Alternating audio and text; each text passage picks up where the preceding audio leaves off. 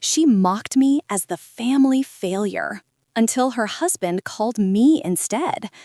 My name is Rebecca. I'm 34 years old, and for most of my adult life, I've been known as the Sullivan family failure. It didn't matter what I did. It was never enough in the eyes of my older sister, Catherine. She had everything our family considered important: a successful husband, a 5-bedroom house in a gated community in Scottsdale, Arizona, 2 perfectly behaved children, and a lifestyle she made sure to flaunt at every Thanksgiving and Christmas dinner.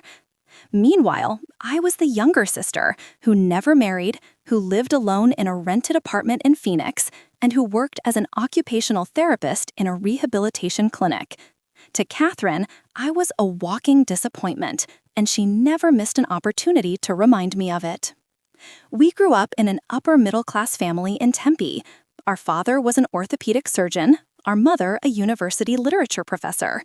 The pressure to excel was always there, but Catherine embraced it in a way I never could. She was the perfect daughter, got exemplary grades, and at 25, married Richard Montgomery, a corporate lawyer who made over $300,000 a year.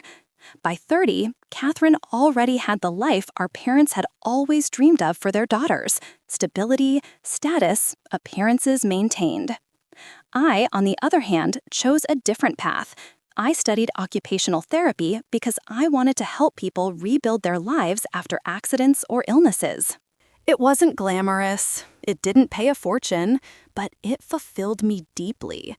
My annual salary of $65,000 was considerable for my field, but in the eyes of my family, especially Catherine, it was practically nothing. Family gatherings became an emotional minefield. Catherine always found ways to belittle me, always with that condescending smile that made me feel like I was 12 years old again. Last Thanksgiving, while the whole family was gathered at our parents' enormous house in Paradise Valley, Catherine decided to escalate her campaign of humiliation to a new level. We were all seated at the table, that massive oak table that could seat 16 people, with the fine china my mother reserved for special occasions. The turkey was perfect, the wine was flowing, and everything seemed to be going well, until my Aunt Dorothy innocently asked about my love life. Aunt Dorothy had always been kind to me, but that question opened the door to hell.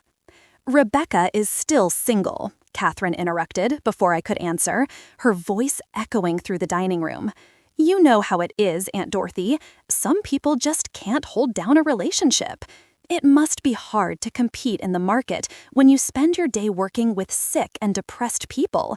I mean, what kind of successful man wants that at home?" I felt my face burn. Richard, her husband, looked down at his plate uncomfortably. My parents laughed nervously, trying to change the subject, but Catherine wasn't finished.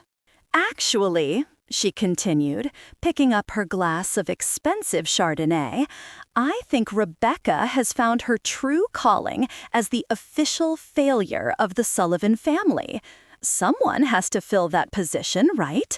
At least she's consistent." The silence that followed was deafening. My mother mumbled something about the pumpkin pie being ready. My father cleared his throat and changed the subject to politics, but the damage was done. I quietly got up from the table, grabbed my purse and my coat, and walked out the front door without saying a word. No one followed me. No one called later. It was as if everyone was relieved that I had left, that they no longer had to deal with the tension of having the family failure ruining their perfect celebration. I drove back to my apartment in Phoenix crying, but they weren't tears of sadness. It was anger. Years of accumulated anger from being treated like a second-class citizen by my own sister, by my own family. That night, sitting on my small 2-seater sofa, looking at the walls of my 1-bedroom apartment that I rented for $1,400 a month, I made a decision. I wouldn't go back. I wouldn't call to apologize for leaving. I wouldn't try to win back my family's love. If they saw me as a failure, so be it. I knew my worth, even if they didn't. I blocked Catherine on my phone, limited contact with my parents to occasional text messages, and dedicated myself completely to my work and my own peace. I spent Christmas alone, ordering Chinese food and watching old movies. It was one of the best Christmases of my life, free from the toxicity disguised as family love. January arrived, cold and clear in Arizona. I was working with a new patient, a 45-year-old man recovering from a stroke, when my phone rang during my lunch break. It was a number I hadn't blocked, but which rarely called me. Richard Montgomery, my sister's husband. I answered hesitantly, figuring it might be some family emergency. "Rebecca," he said, his voice sounding tired in a way I had never heard before. "I need to talk to you. In person. It's important." "About what, Richard?" I asked, genuinely confused. We hadn't spoken in years, other than polite greetings at family gatherings. "About Catherine," he replied after a long pause. "And about some things you need to know. Things that are going to change everything." We arranged to meet at a discreet cafe in Tempe, far from both Scottsdale and Phoenix, a neutral territory where neither of us would be easily recognized.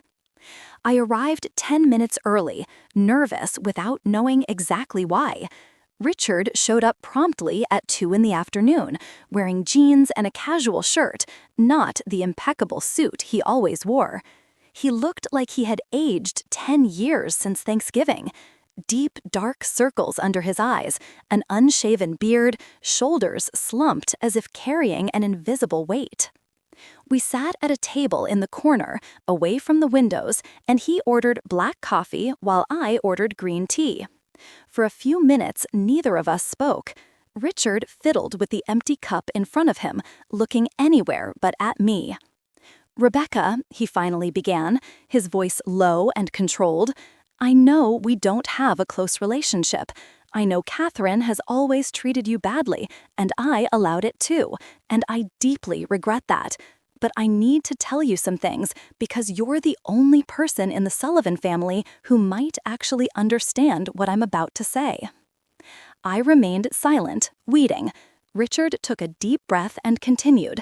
"Catherine is having an affair. For 2 years now, with her partner at the interior design firm, a man named Marcus Delacroix, 28 years old, handsome, charming, and without a penny to his name." I felt as if someone had thrown cold water in my face. Catherine, the perfect Catherine, with her perfect marriage and her perfect life, was cheating on her husband? "I wouldn't call you just to gossip about my wife's infidelity," Richard continued, finally looking me in the eye. "The problem is much bigger than that. Catherine has been siphoning money from our joint account. A lot of money. Over $200,000 in the last 18 months. She's funding Marcus's lifestyle, paying his rent, buying him expensive clothes, dinners, trips, all with the money I earn working 70 hours a week." "How did you find out?" I asked, still processing the information. "I hired a private investigator," he replied. "I started getting suspicious about 6 months ago when I noticed discrepancies in our finances. Catherine always managed the household accounts. She was always organized with money. So when I started seeing large, unexplained withdrawals, I knew something was wrong. The investigator brought me photos, bank records, recovered text messages, everything documented, everything proven." He pulled a thick envelope from his backpack and placed it on the table between us. "It's all in here. I want you to see it because I need you to understand why I'm doing what I'm about to do." I opened the envelope with trembling hands. Inside were dozens of photos. Catherine and a young, attractive man entering and leaving hotels, dining at expensive restaurants in Scottsdale and Phoenix, embracing in a parking lot. There were also bank statements highlighting regular transfers to an account in the name of Marcus Delacroix. $5,000 here, $8,000 there, $12,000 another time. It was systematic, deliberate, a betrayal that was not just emotional, but financial. And there's more, Richard said as I looked through the documents. Catherine is planning to file for divorce, but not honestly. She's hired a lawyer and is planning to claim that I'm abusive, that the boys are afraid of me, that she needs protection. All lies, obviously, but well constructed. The goal is to get full custody of the children, the house, sky-high alimony, and half of my assets, including my partnership stake at the law firm. "Why are you telling me this?" I asked, finally finding my voice. "Why me?" Richard leaned forward, his expression one of pure exhaustion. "Because you're the only person in the family that Catherine truly fears." I blinked, confused. "What do you mean? She's treated me like dirt for years." "Exactly," Richard said. "Because you represent everything she's not. You chose a career that helps people instead of making money. You live modestly, and you're happy with it. You don't need anyone's approval to feel worthy."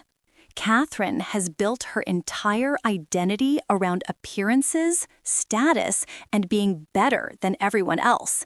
And you, by simply existing and being happy without all of that, threaten her on a level she can't even admit. That's why she attacks you constantly. That's why she calls you a failure. Because deep down, she knows you're stronger than she'll ever be. I let those words sink in. For years, I had internalized Catherine's criticisms, questioned my choices, felt inferior. But Richard was saying it was all projection, insecurity disguised as superiority. "I need your help, Rebecca," he continued. "I'm going to file for divorce first, before she can execute her plan. My lawyer has everything ready, but I need a witness, someone from the family who can confirm Catherine's pattern of manipulative behavior, someone with credibility, who works helping people, who is seen as trustworthy, someone Catherine can't easily discredit." I looked at him, at the envelope, at all the evidence of a life that looked perfect on the outside, but was completely rotten on the inside. "And what exactly do you want from me?" He smiled for the first time since he arrived, a tired but determined smile. "I want you to help me show everyone who Catherine really is." Hey, if you've made it this far, thank you for being with me on this story. I know it's heavy. I know it touches on difficult things that maybe you've experienced in your own family. But that's just it, right? Real life is complicated, and sometimes the people who are supposed to love us are the ones who hurt us the most. If this story is resonating with you in some way, if you've ever felt like the family failure or know someone who has, leave a comment down below. I want to hear your story too.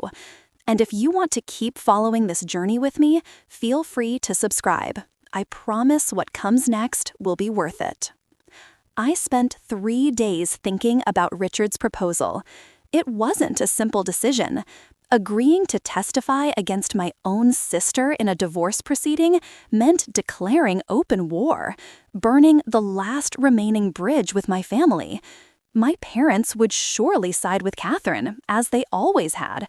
I would be definitively cast out of the Sullivan family circle, labeled not just as a failure, but as a traitor. But then I remembered Thanksgiving, that venomous smile on Catherine's face as she called me the official family failure. I remembered years of malicious comments, public humiliations, of being treated as less than nothing by the person who should have been my natural ally in this world. And I also remembered the children, the nephews I barely knew, because Catherine always limited my access to them, as if my presence could contaminate them with mediocrity. I called Richard on Thursday night. "I'm in," I said simply, "but on certain conditions." I heard the relief in his voice when he replied, "Anything, Rebecca. I want full legal protection. Your lawyer needs to guarantee I won't be sued for defamation or anything else Catherine might cook up. And I want it to be clear that I'm doing this for the children, not for revenge." "Understood, and I completely agree," he replied. "I'll schedule a meeting with my lawyer for next week. Brace yourself, because Catherine will find out soon and all hell will break loose. I was ready, or at least I thought I was. The meeting took place the following Monday at the office of Gerald Hoffman, a divorce attorney with a reputation for being relentless but ethical. His office was in downtown Phoenix, in one of those modern buildings with mirrored glass and a view of the city. Gerald was a man in his 60s, with gray hair, thin-rimmed glasses, and a presence that inspired immediate confidence. He greeted me warmly and offered me coffee before we began. "Rebecca," he said, sitting behind his mahogany desk, "Richard has told me about your family situation. I know this isn't easy for you, testifying against your own sister, but I need you to understand the importance of your testimony. Catherine is building a narrative that Richard is an absent, potentially abusive husband, and that she is the victim of an unhappy marriage. Your testimony can help dismantle that narrative by establishing her pattern of manipulative and cruel behavior." I spent the next 2 hours answering questions, recalling years of interactions with Catherine. Gerald recorded everything, took meticulous notes, and asked for specific details about dates, locations, and witnesses present. He was especially interested in the Thanksgiving incident, which had happened in front of at least 12 family members. "Did anyone else confront Catherine about her comment?" he asked. "No one," I replied. "Everyone either laughed nervously or stayed silent. My parents tried to change the subject, but no one reprimanded her or defended you. That was standard." Gerald nodded, making more notes. That kind of passive enablement is extremely revealing. It shows a family environment where Catherine has absolute power and no one dares to challenge her. Richard filed for divorce on Wednesday of that week. The papers were delivered to Catherine in person by a process server while she was at the interior design firm she kept in Scottsdale. According to Richard, she tore up the papers in front of the server and began screaming hysterically. My phone started blowing up with messages at 3 p.m., first from my mother. "Rebecca, what have you done? How could you betray your own sister? Catherine is devastated." Then from my father, more restrained but equally accusatory. "Your sister called me crying. She said Richard is lying about everything and that you're helping him destroy the family. We need to talk immediately." And finally, from unknown numbers that I suspected were Catherine using friends' phones. "You backstabbing bitch. You've always been jealous of me, and now you're siding with my husband. I will destroy you. You'll regret the day you were born." I blocked all the numbers, temporarily deactivated my social media, and continued with my normal routine. I worked with my patients during the day, went to the gym at night, and cooked simple meals at home. I refused to respond to my family's attacks. Gerald had advised me not to engage in any direct communication with Catherine or my parents until after the preliminary hearing scheduled for 3 weeks later. The storm was just beginning, but I held my ground. For the first time in years, I felt I was doing the right thing, even if it cost me my family. What I didn't expect was the smear campaign Catherine would launch. She started by calling every member of the Sullivan and Montgomery families, telling her version of events. According to her, Richard was a cold, distant husband who neglected her emotionally. She never had an affair. It was all a lie, invented by Richard to avoid paying a fair settlement. And I, Rebecca, was a bitter, envious sister who had always hated Catherine's success and was now getting revenge by making up stories about humiliations that never happened.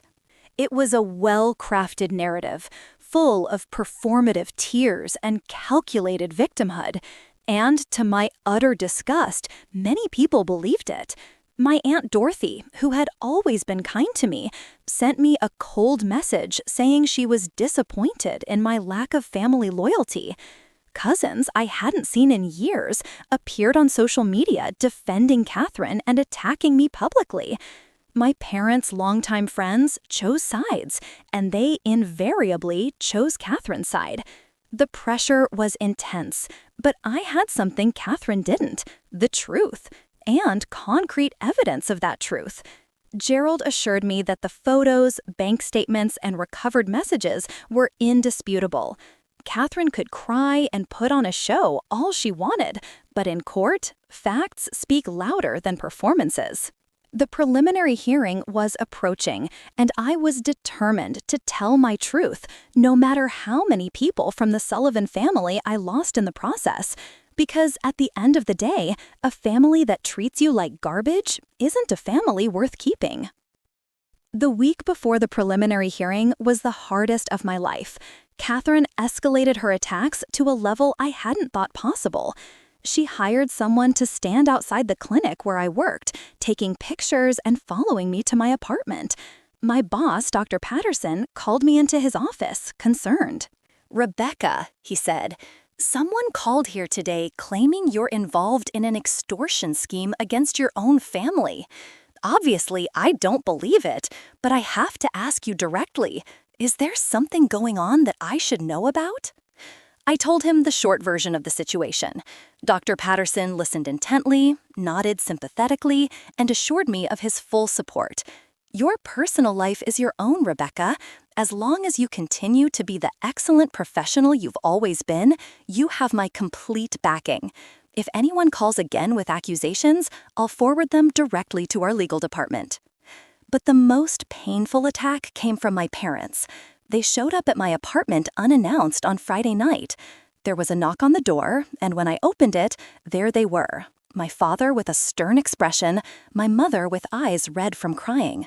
"Can we come in?" my father asked, more as a demand than a question. I reluctantly let them in.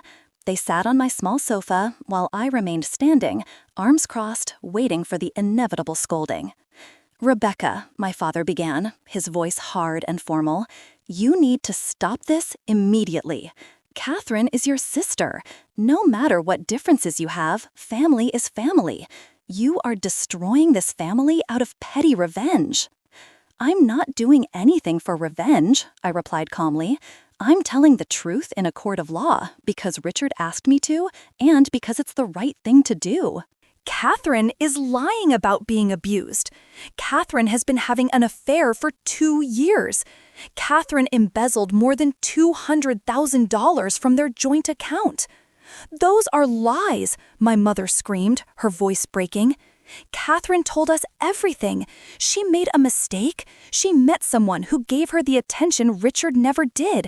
But she didn't steal anything. She's not lying about abuse. Richard is the monster here, and you're helping him take her children away from her." "A mistake?" I repeated, incredulous. "A 2-year affair, financed with her husband's money while planning a divorce based on false accusations, is just a mistake?" My father stood up, his imposing height trying to intimidate me as it did when I was a child. "Enough, Rebecca. You will withdraw your testimony, or you will be permanently cast out of this family. Choose now." I looked at him, then at my mother, crying on the sofa, and I felt something inside me break. It wasn't my heart breaking. It was the last chain of familial obligation shattering. "Then cast me out," I said simply. "If supporting Catherine while she destroys a good man's life and lies about abuse is the price of remaining in the Sullivan family, then I don't want to be part of this family." My father's face turned red with anger. "You are a disgrace, Rebecca, an absolute disgrace. Catherine was right about you all along. You're a bitter failure who will never amount to anything in life." Those words, coming from my own father, should have destroyed me. But strangely, I felt a release. For years, I had carried the weight of their expectations, their disapproval, the constant comparison to Catherine, and now, finally, I was free. "You can leave now," I said, opening the apartment door, "and don't come back. You're no longer welcome here." My mother left sobbing, my father with heavy, furious steps. I closed the door behind them, and for the first time in weeks, I felt peace, true peace, because there was nothing left to lose. My family had already cast me out. Now I could do the right thing with a clear conscience. The preliminary hearing took place on a cold February Monday at the Maricopa County Courthouse. I arrived early with Gerald and Richard. The courtroom was surprisingly full of Sullivan and Montgomery family members, all clearly on Catherine's side. She entered dressed in an elegant but understated suit, light makeup to appear fragile, her hair in a simple bun. She was accompanied by her lawyer, an aggressive man named David Chen, known for his dirty tactics in divorce cases. Catherine shot me a look of pure hatred as she passed me, but said nothing. Judge Marshall, a black man in his 50s with a reputation for being fair but strict, entered, and everyone rose. The hearing began with opening statements from both sides. Gerald explained Richard's divorce petition based on adultery and financial misconduct, while Chen argued that Catherine was the victim of an abusive marriage and that Richard was using his power and money to manipulate the system. Then it was my turn to testify. I walked to the front of the courtroom, placed my hand on the Bible, and swore to tell the truth, the whole truth, and nothing but the truth. I sat in the witness chair and looked directly at Gerald, avoiding the eyes of my family, who were glaring at me from the back of the room. "Miss Sullivan," Gerald began, "what is your relationship to the respondent, Catherine Montgomery?" "She is my older sister," I replied, my voice firm and clear. "And how would you describe your relationship with your sister over the years?" he asked. I took a deep breath and began to tell everything. "My relationship with Catherine has always been difficult," I began, feeling all eyes in the courtroom turn to me. "Since we were children, she established a dynamic where I was inferior and she was superior. As we grew up, this intensified. Catherine developed a pattern of humiliating me publicly, especially at family gatherings, always focusing on my career choices and personal life." Gerald nodded, flipping through his notes. "Can you give us specific examples?" "Certainly.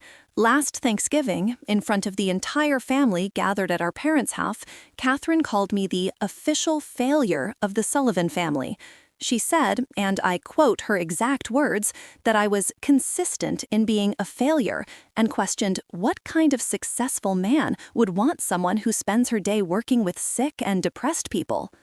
I heard whispers from the gallery. Catherine remained impassive, but I saw her hands grip the arms of her chair. "And how did your family react to this comment?" Gerald asked. "No one defended me. There was nervous laughter. My parents tried to change the subject, but no one reprimanded Catherine or acknowledged that what she said was inappropriate and cruel. That's the pattern in our family. Catherine sets the rules, and everyone follows." I spent the next half hour detailing years of emotional abuse, every malicious comment, every public humiliation, every time Catherine used my life as a counterpoint to exalt her own. Gerald expertly guided me through the questions, establishing a clear pattern of manipulative and narcissistic behavior. Then he changed direction. "Miss Sullivan, have you had the opportunity to observe your sister's marriage to Richard Montgomery over the years?" "Yes," I replied. "And how would you characterize that marriage?" "Catherine always presented the marriage as perfect." "But I noticed things. Richard always seemed uncomfortable at family gatherings, especially when Catherine talked about money or her achievements. She often belittled him subtly, commenting on how much she earned compared to him, despite Richard being a successful lawyer making over $300,000 a year. Catherine's lawyer, David Chen, shot to his feet. "Objection, Your Honor. The witness is speculating about the dynamics of a marriage she is not a part of." "Overruled," Judge Marshall said. "The witness is reporting direct observations. Continue, Miss Sullivan." Gerald gave a slight smile before continuing.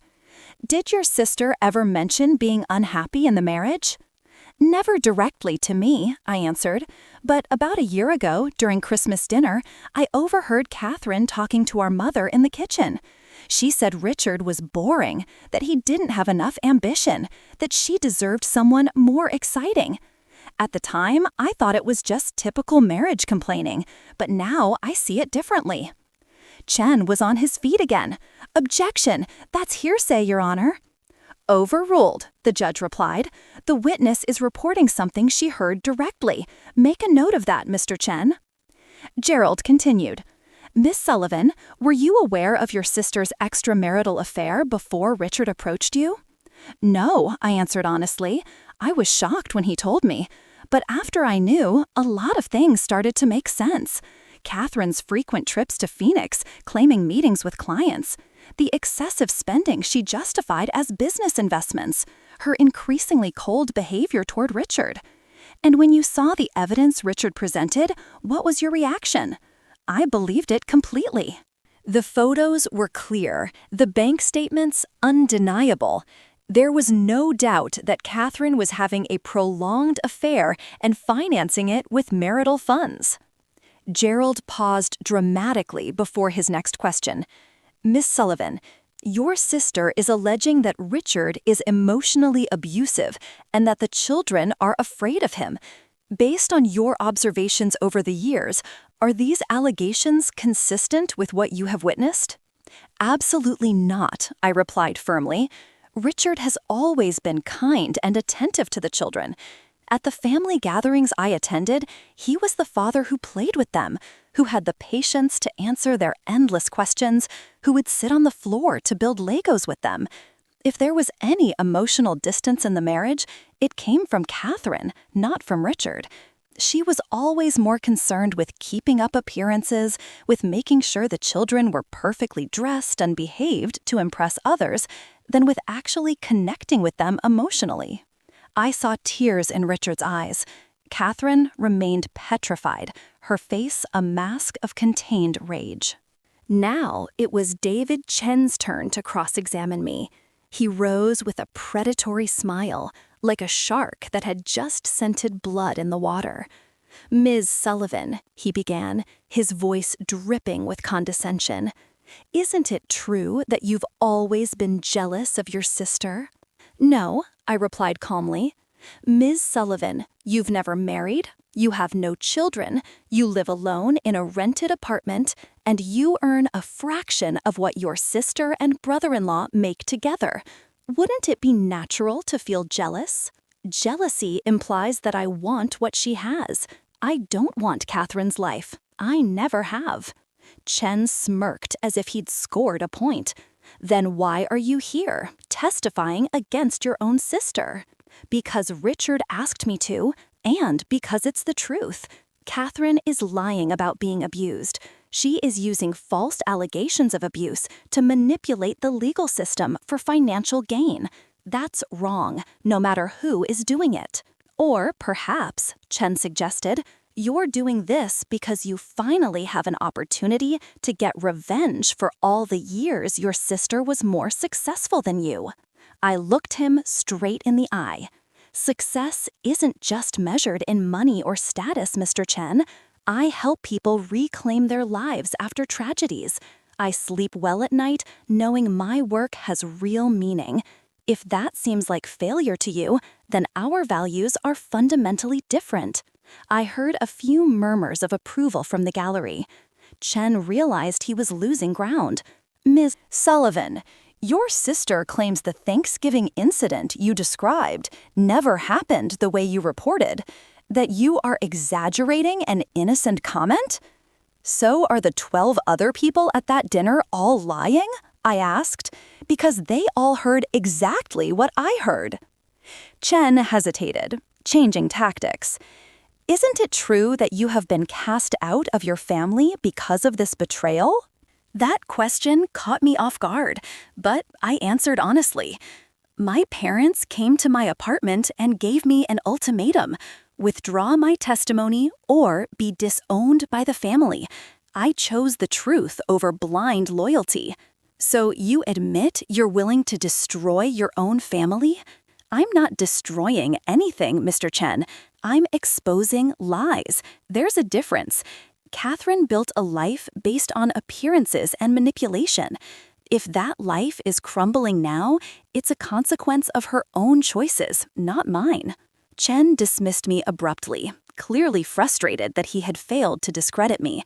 I sat back down next to Gerald, who gave me a small nod of approval. But the day wasn't over. Judge Marshall called for a 15-minute recess before hearing the next witnesses. During the recess, I went to the courthouse restroom. I was washing my hands when Catherine walked in. For a moment, we just stared at each other in the mirror. "Are you happy now?" she asked, her voice trembling with rage. "You got what you always wanted, to destroy me." "I don't want to destroy you, Catherine. I just want you to stop lying." "Lying?" She laughed bitterly. "You don't know anything about my marriage, about my life. Richard neglected me for years. I deserved to be happy." "Then divorce him honestly. Don't invent abuse. Don't try to take his children from him based on lies." Catherine took a step toward me, her eyes flashing with hatred. "You've always been jealous, since we were kids. You wanted everything I had. And now that you can finally hurt me, you're loving every second of it." I turned to face her directly. "You know what's funny, Catherine? I used to actually believe that. I believed I was the problem, that I was the failure, that there was something wrong with me. But being here today, telling the truth, even though I know I'll lose my entire family, has made me realize something. I'm not the failure. You are." Before Catherine could respond, 2 other women entered the restroom, and she immediately composed herself, putting her fragile victim mask back on. She walked out without another word, leaving me alone with my reflection in the mirror. And for the first time in a long time, I liked the person I saw looking back at me. Look, if you're still here listening to this story, it means a lot to me. I know it's heavy. I know it might remind you of difficult situations in your own life. But that's exactly why I share these stories. Because we're not alone in these family dramas. Because sometimes we need to hear that it's okay to choose the truth, even when it costs us relationships. If you have a similar story, if you've ever been called a failure by your own family, if you've had to choose between loyalty and truth, leave it in the comments. Let's create a community where these stories matter. And if you want to see how this ends, subscribe to the channel. There's still a lot more happening. When we returned to the courtroom, the atmosphere had shifted. Judge Marshall seemed more attentive, more focused. He had clearly formed some preliminary opinions. The next witness called was Marcus Delacroix, Catherine's lover. He walked into the courtroom with the arrogant confidence of a young man who hasn't yet learned that charm is no substitute for character. Marcus was 28, with perfectly coiffed dark hair, an expensive suit that Catherine had likely bought for him, and the expression of someone who thought he could seduce his way out of any problem. He was dead wrong. Gerald began the questioning cordially. "Mr. Delacroix, how long have you known Catherine Montgomery?" "About 3 years," he answered, his voice overly confident. "And what is the nature of your relationship with her?" "We're friends and business partners. She's my partner at the interior design firm." Gerald smiled slightly. "Just friends and partners?" Marcus hesitated.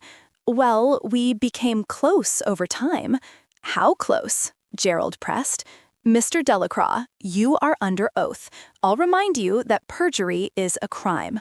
Marcus swallowed hard, glancing quickly at Catherine before answering. "We've had a romantic relationship for the past 2 years." Gerald began to present evidence. Photos of Marcus and Catherine at hotels. Bank statements showing regular transfers from Catherine and Richard's joint account to Marcus's account. Receipts for expensive gifts, dinners, trips, all paid for by Catherine. "And how much money would you estimate Catherine spent on you during these 2 years?" Gerald asked. Marcus turned red. "I don't know exactly. Maybe $50,000? Gerald chuckled. "Try $217,000, Mr. Delacroix. We have the complete bank records right here. Do you really want to continue lying under oath?" The courtroom fell completely silent. Marcus looked like he wanted to disappear. Catherine was pale, her hands visibly trembling. Gerald continued, relentless. "Did Catherine tell you she was unhappy in her marriage?" "Yes," Marcus admitted. "She said Richard was cold, distant, that he didn't pay attention to her. And did she mention plans to get a divorce?" "Yes, she talked about it several times, said she was waiting for the right moment."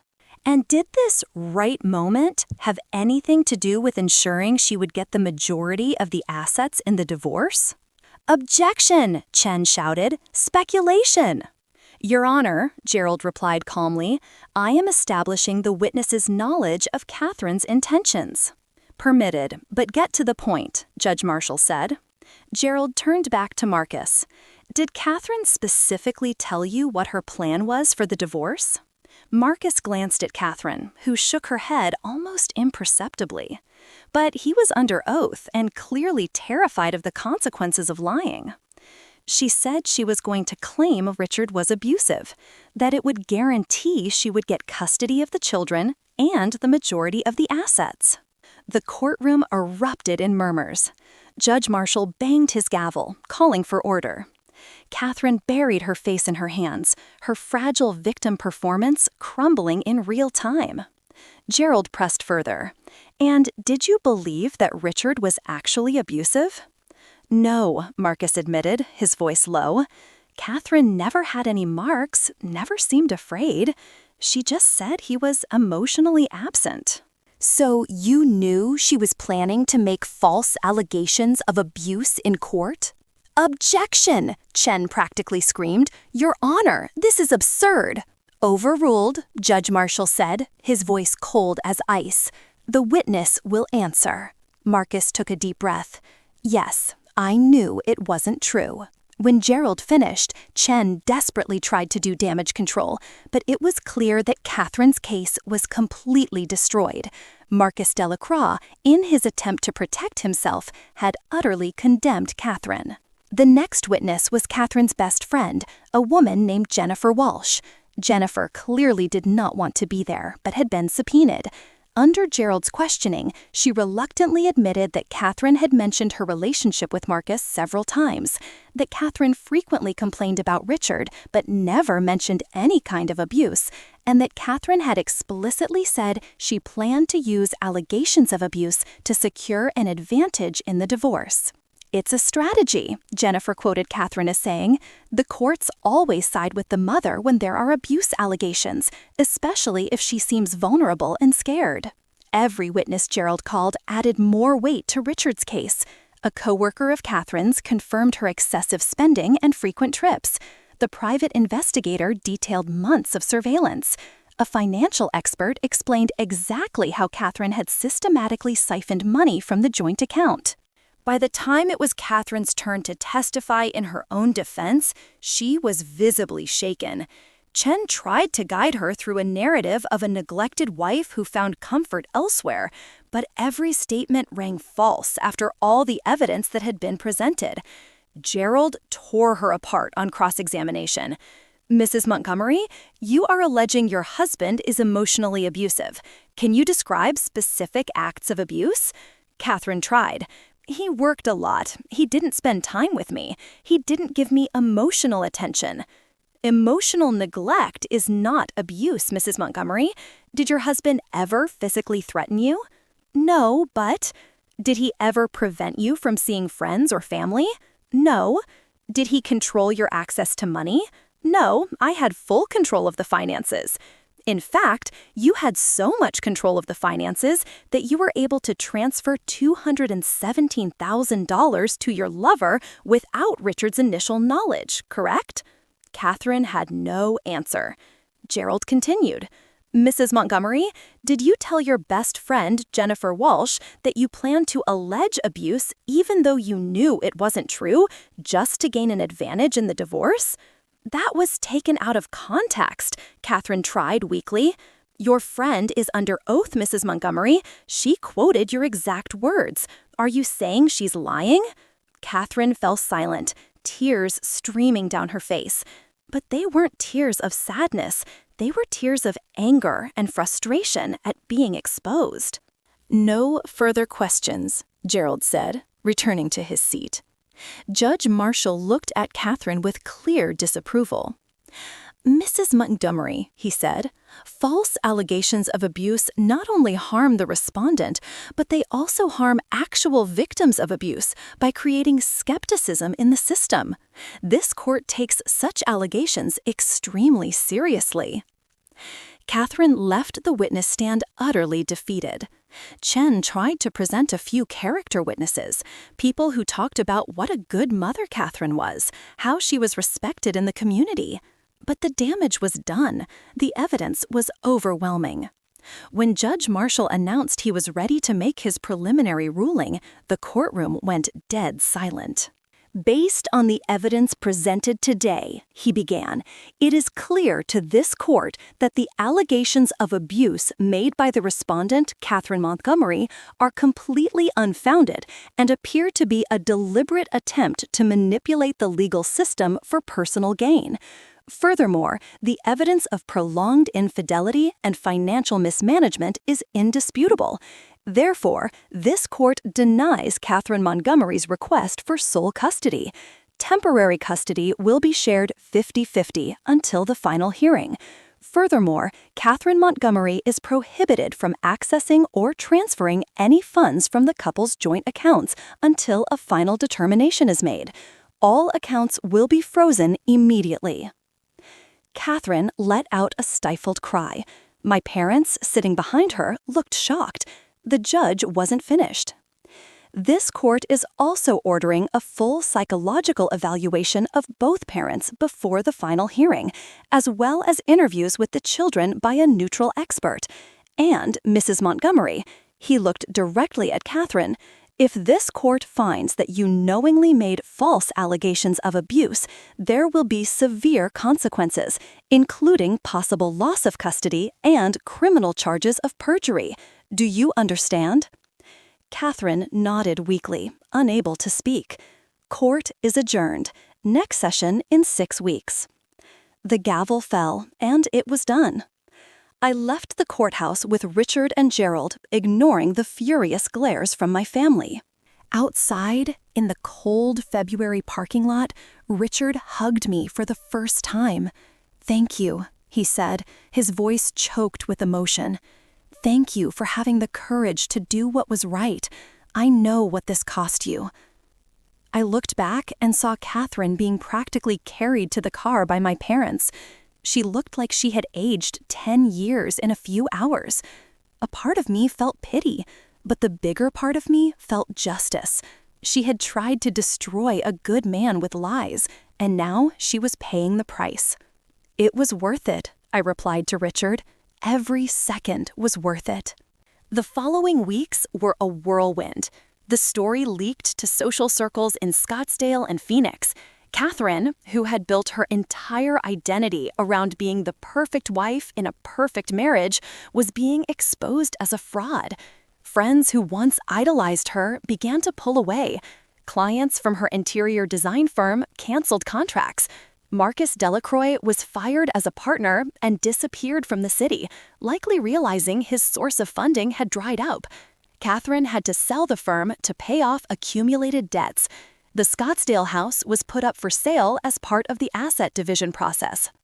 My parents tried to contact me several times, but I ignored all their messages. They had made their choice.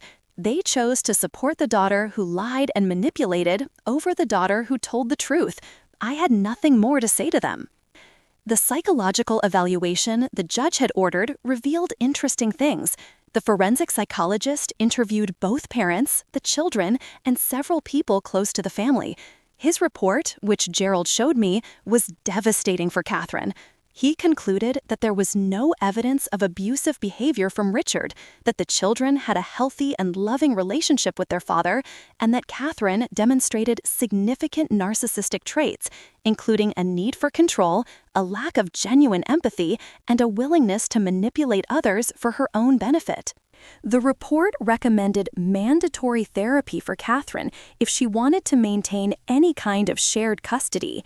The children, when interviewed by experts, confirmed they had never seen their father be violent or cruel. They mentioned that their mother often went out at night and on weekends, leaving them with babysitters, while their father was the one who actually spent quality time with them when he was home from work. The final hearing took place in April, 2 months after the preliminary one. This time, Catherine arrived looking different. No expensive suit, no perfect makeup. She looked exactly like what she was, a woman who had lost everything by trying to have it all. Judge Marshall reviewed all the evidence, read the psychological report, and made his final decision. The divorce was granted on the grounds of adultery. Richard received 50-50 shared custody, but with primary physical custody, meaning the children would live mainly with him. Catherine would have regular but initially supervised visitation until she completed mandatory therapy. The assets were divided, but because of the money Catherine had embezzled, Richard kept the larger share. The house was sold and the proceeds divided after Richard was reimbursed for the $217,000 Catherine had transferred to Marcus. Catherine had to return expensive jewelry and a car she had bought with joint funds. In the end, she walked away from a 12-year marriage with less than $100,000, while Richard kept his partnership in the law firm, his personal savings, and majority custody of his children. But the most satisfying part came later. Judge Marshall, true to his word, referred Catherine's case to the district attorney for a perjury investigation. Making false allegations of abuse under oath was a serious crime in Arizona. Although Catherine wasn't jailed, she received a sentence of probation, 200 hours of community service, and a $10,000 fine. Her name was permanently stained in the public records. Anyone searching for Catherine Montgomery in Maricopa County would find the divorce case with all its sordid revelations. Her reputation, which she had spent decades building, was destroyed. And Marcus Delacroix? He tried to sue Catherine for defamation when she started spreading a story that he had seduced and manipulated her. But the bank records clearly showed she had initiated and maintained the relationship financially. The lawsuit was dismissed. The last I heard, he was working as a salesman at a furniture store in Tucson, a far cry from the lavish lifestyle Catherine had financed. As for me, my life improved in ways I never imagined. Without the toxic weight of my family, I flourished. I received a promotion at work to director of the occupational therapy department with a substantial salary increase. I was finally able to buy my own small but cozy condo in a quiet Phoenix neighborhood. I started dating again, this time without Catherine's voice in my head telling me I wasn't good enough. I met David, a public school teacher who earned even less than I did, but had a heart of gold and made me laugh every day. He didn't care about money or status. He cared about kindness, integrity, and making a difference in children's lives. He was exactly the type of person Catherine would despise, and exactly the type of person I needed. Richard and I developed a genuine friendship, not romantic, just two people who had survived Hurricane Catherine and come out stronger on the other side. He started inviting me to the kids' birthday parties, to casual dinners. Slowly, I built a relationship with my nephews that Catherine had kept me away from for years. They were wonderful kids, and they deserved to have as many loving adults in their lives as possible. Catherine initially tried to prevent this, but the custody agreement specified that Richard had the right to have whomever he wanted present during his time with the children. 6 months after the divorce was finalized, I received a message from an unknown number. It was my mother. "Rebecca," the message read, "your father and I would like to talk. We realize we made some serious mistakes. Can we meet you for coffee?" I thought for a long time about responding. Part of me wanted to ignore them, as they had ignored me when I needed them most. But another part, the part that chose occupational therapy, because it believed in the human capacity for change and recovery, decided to give them a chance. We agreed to meet at the same cafe where Richard had revealed the truth about Catherine months before. My parents arrived looking smaller, older, more tired. We sat in uncomfortable silence for a few minutes before my father finally spoke. "Rebecca," he began, his voice lacking its former authoritarian arrogance, "you were right about everything. About Catherine, about Richard, about the lies. We're not looking for excuses. We just want you to know that we see that now." My mother took my hand across the table, tears in her eyes. "We spent your whole life letting Catherine treat you badly because it was easier than confronting her, because she was dramatic and you were strong, so we just assumed you could handle it. But it wasn't fair. It was never fair." I listened in silence as they poured out years of guilt and regret. They told me how Catherine had manipulated them throughout the entire process, how they found out later she had lied about almost everything, how ashamed and betrayed they felt when the truth came out in court. They apologized repeatedly, desperately, and when they were finished, I took a deep breath before answering. "I appreciate the apology," I said calmly, "but I don't know if we can have the relationship you want. You didn't just allow Catherine to emotionally abuse me for years. You gave me an ultimatum to choose between the truth and my family. And when I chose the truth, you abandoned me. That's not something you get over with an apology." My father nodded, accepting it. "We understand. We just wanted you to know that we're sorry, and that if you ever want to try and rebuild something, we'll be here." I didn't promise anything, but I didn't close the door completely either. Maybe in the future, with a lot of time and genuine effort on their part, something could be rebuilt. But for now, I was okay with keeping my distance. Because I finally learned that family isn't about who shares your blood. Family is about who supports you when you need it, who celebrates your victories instead of belittling them, who chooses truth over convenience. Richard was more family to me now than my own biological parents. David, whom I had known for only a few months, was more family. My coworkers who supported me through the whole ordeal were more family, and I was completely at peace with that. Today, a year after that preliminary hearing that changed everything, I am happier than I have ever been. Not out of revenge against Catherine, though I admit there's satisfaction in knowing her lies were exposed, but because I finally freed myself from the narrative she spent decades building, that I was the failure and she was the success. I learned that success isn't measured in money or status or keeping up appearances. Success is measured in integrity, in genuine relationships, in being able to sleep at night knowing you did the right thing even when it cost you everything. Catherine has to live with the knowledge that she destroyed her own lies through lies and manipulation. She has to look her children in the eyes, knowing they know the truth about who she really is. She has to rebuild a life from scratch without the reputation it took her years to build. Meanwhile, I just continue to live authentically, surrounded by people who love me for who I am, not for who I pretend to be. If there's one lesson in this whole story, it's this: being called a failure by the wrong people is better than being praised by them. Because in the end, who you really are matters so much than who others think you are. And sometimes, losing your toxic family is the necessary price for finding your real one. It was worth every tear, every sleepless night, every moment of doubt. Because now, when I look in the mirror, I see someone I can be proud of, someone who chose truth over comfort, someone who maintained her integrity even when it would have been much easier to stay silent. And that person, the one reflected back at me, is no failure at all. She is exactly who I was meant to be.